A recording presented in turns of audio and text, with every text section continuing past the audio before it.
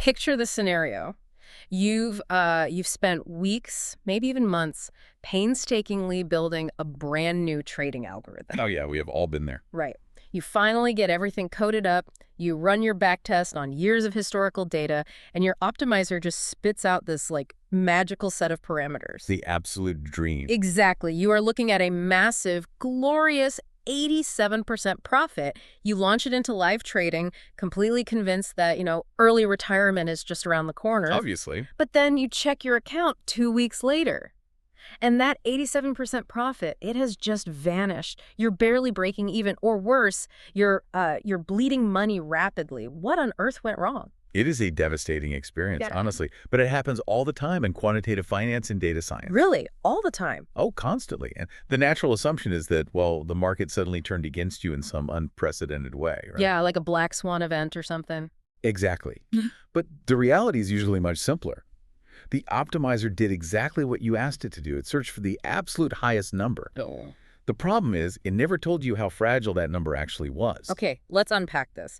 Because whether you are an algorithmic trader, a data scientist, or just someone who's, fascinated by how machine learning models make decisions, we are exploring a universal danger today. Yeah, plateau analysis. Yes.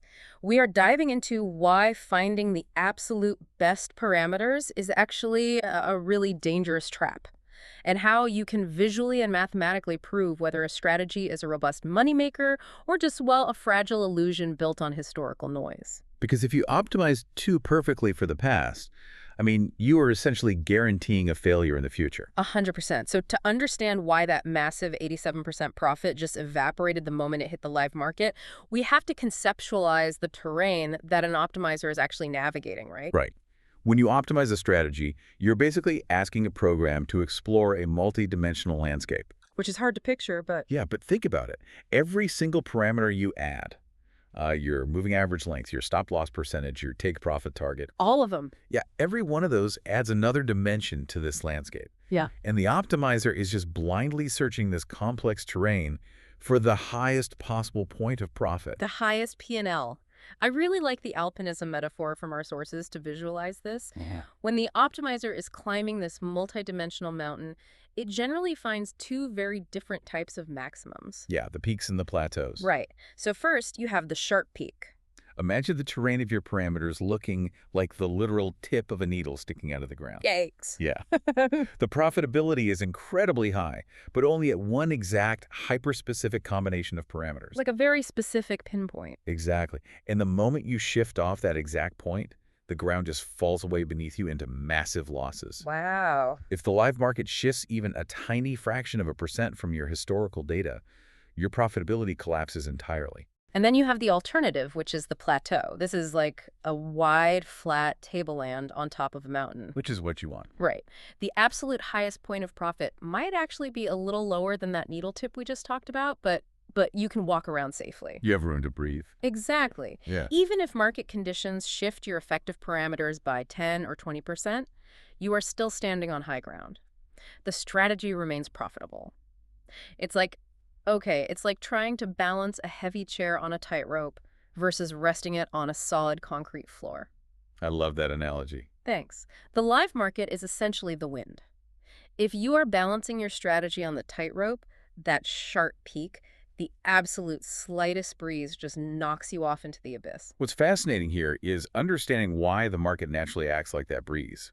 The live market never perfectly replicates historical data. Never. Volatility changes, liquidity shifts, macroeconomic factors evolve constantly, so your effective parameters are always going to drift. They have to. Right.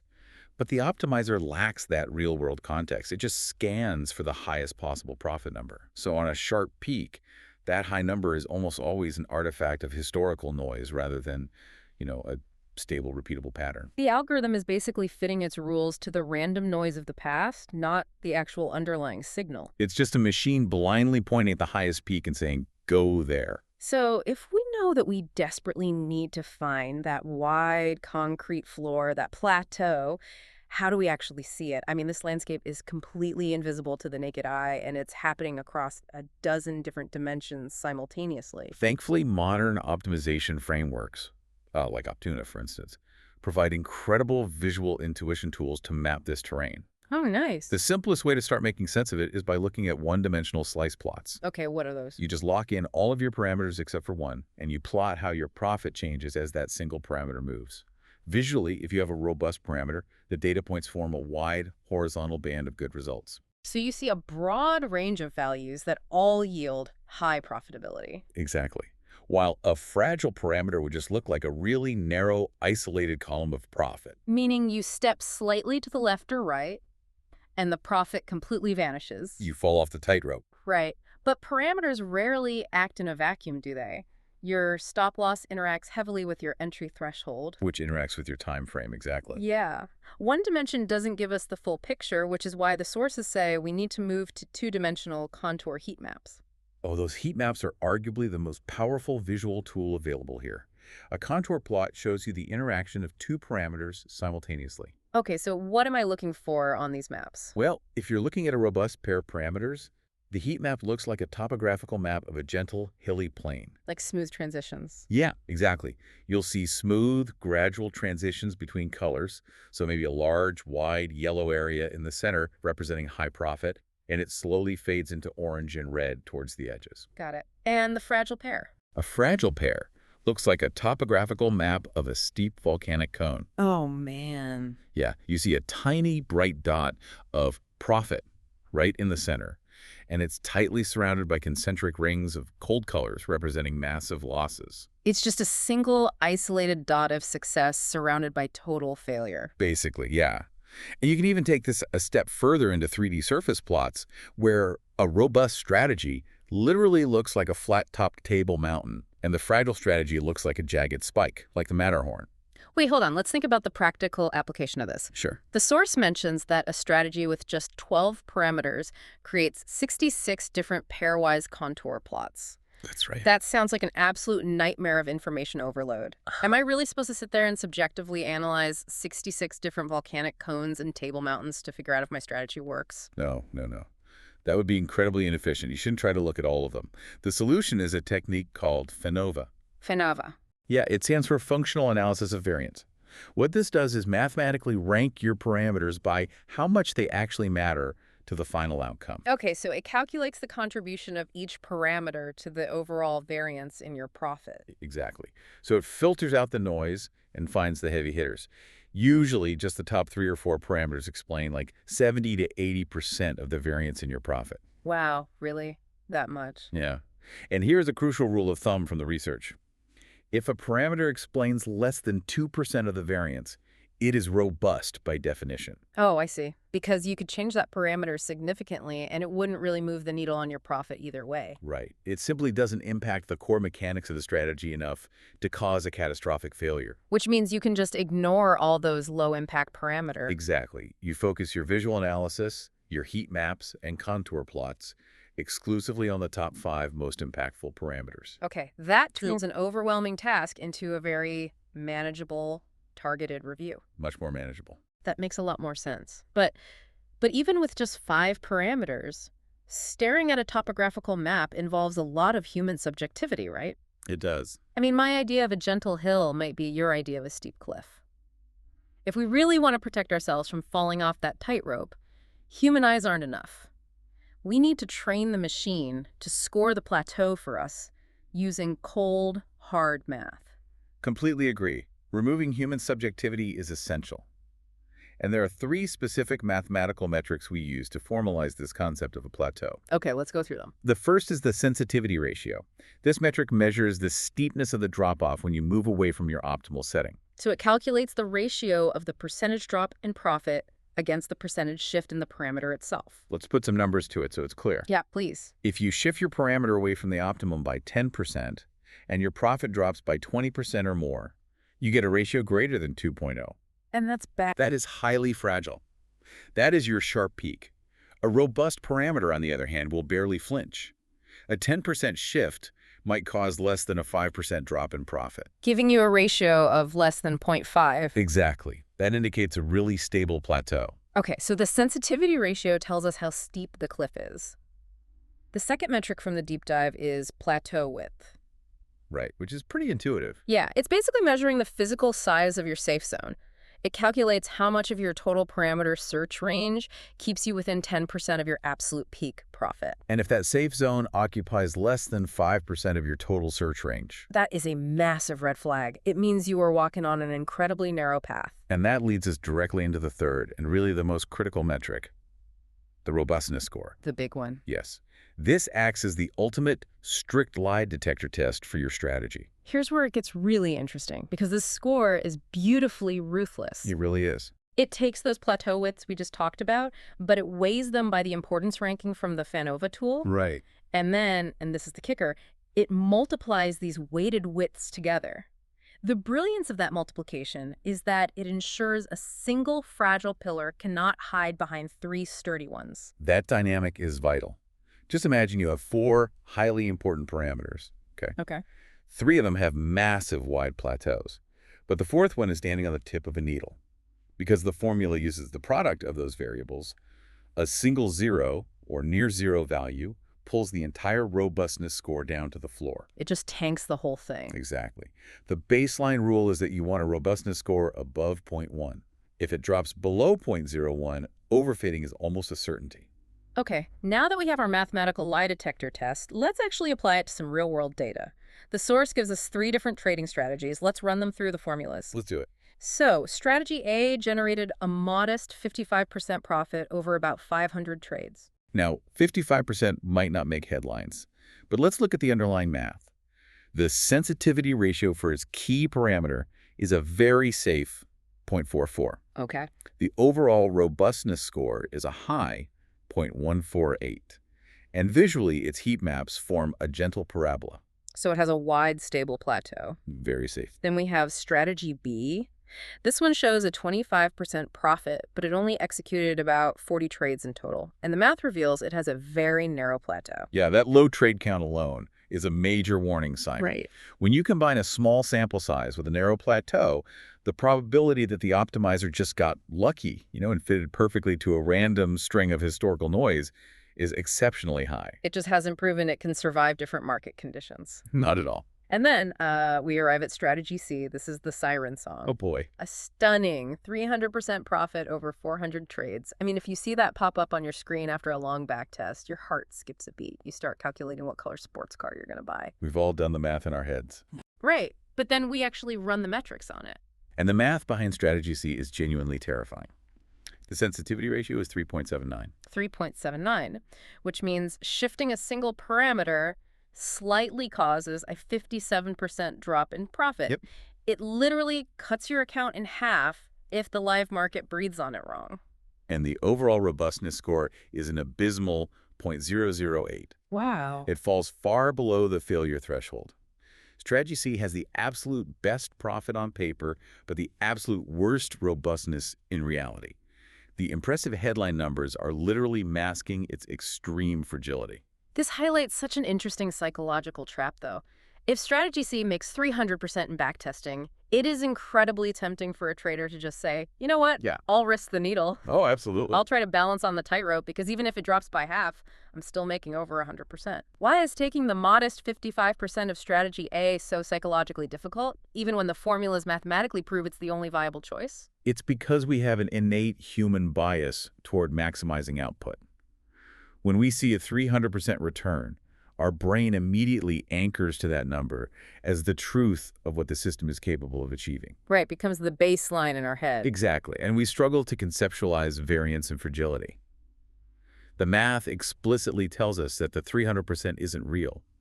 It is an illusion created by perfect historical hindsight. But letting go of that illusion feels like we are leaving money on the table. It does.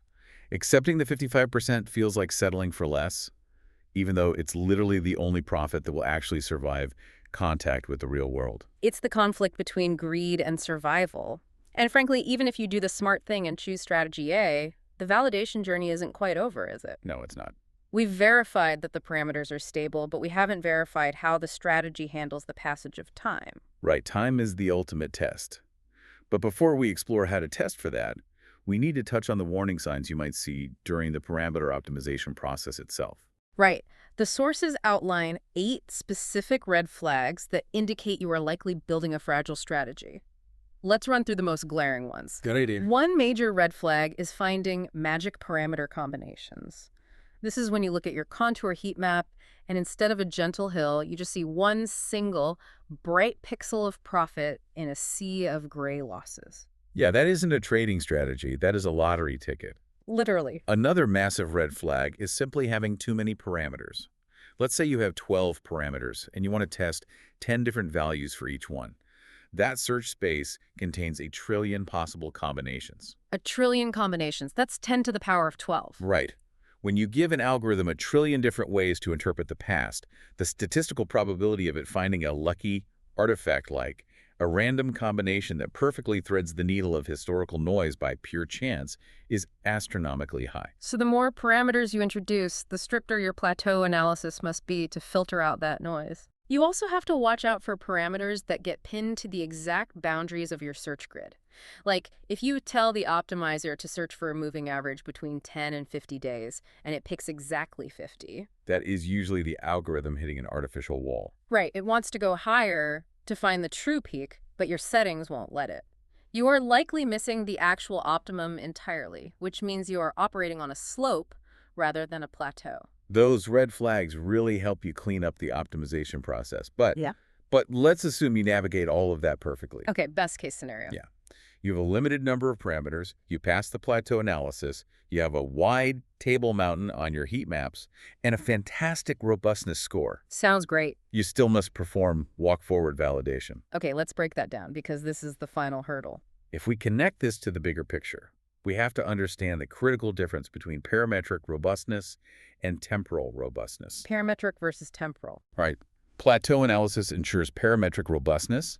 It proves your strategy is stable against small shifts in its internal rules.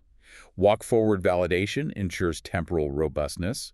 It proves your strategy remains stable as time passes, and external market regimes fundamentally change. So plateau analysis is like thoroughly checking if your car's suspension can handle driving down a really bumpy, unpredictable dirt road. That's a great way to put it. You are confident the shocks won't break if you hit a pothole. But walk-forward validation is checking if that exact same car can handle driving in a completely different season. The suspension might be great on a summer dirt road, but how does the vehicle handle a winter blizzard? That analogy perfectly captures the mechanism. In walk-forward validation, you optimize your strategy on one specific chunk of historical data, say, from 2018 to 2020. Okay. Then you immediately test those parameters on unseen data from 2021. You see how it performs. Then you roll the window forward. Optimize on 2019 to 2021 and test on 2022. You are constantly forcing the strategy to prove it can survive the future. Because you could have a wonderfully wide plateau in 2020, but if the fundamental regime of the market shifts from a low volatility bull market to a high volatility bear market, Your winter blizzard. exactly, that entire plateau might just sink underwater. You must pass both tests to survive. A robust strategy must absorb parameter shifts in the past, and it must absorb unseen market conditions in the future. Without temporal robustness, your parametric plateau is essentially meaningless. So what does this all mean for you listening right now? Let's distill this down to the core actionable takeaways. Let's do it. First, keep your parameters limited. 5 to 7 is a highly recommended maximum. The fewer moving parts your system has, the more reliable your plateau will be. Second, don't get paralyzed by information overload trying to analyze every single interaction. Use FANOVA to mathematically isolate the top 5 most impactful parameters and focus your deep analysis entirely on those. Third, and perhaps most importantly, never rely on visual assessment alone. Please don't. Do not just glance at a heat map and guess if the hill looks wide enough. Run the math. Calculate your sensitivity ratios and your plateau widths and generate that robustness score. Force the mathematics to prove that your plateau is genuinely stable. And finally, walk-forward validation is mandatory. It is your ultimate reality check against the unpredictable passage of time. Parameter optimization is an incredibly powerful tool, but skipping plateau analysis and temporal validation turns quantitative analysis into a literal game of roulette. It really does. You are just spinning the wheels, Yeah. hoping that sharp needle doesn't snap under the pressure of the live market. It is the absolute necessary step between finding a thrilling result in a bag test and actually trusting that result with real capital. It really is the difference between an illusion and a strategy. And, it leaves me with this one final lingering question to ponder. We've spent this entire deep dive uncovering how machine learning algorithms naturally, almost inevitably, gravitate toward these fragile, over-optimized peaks when looking at historical data. They do. The machine constantly strives for a flawless perfection that only exists in the past, but the real world demands a wider, lower plateau just to survive the daily win. Right.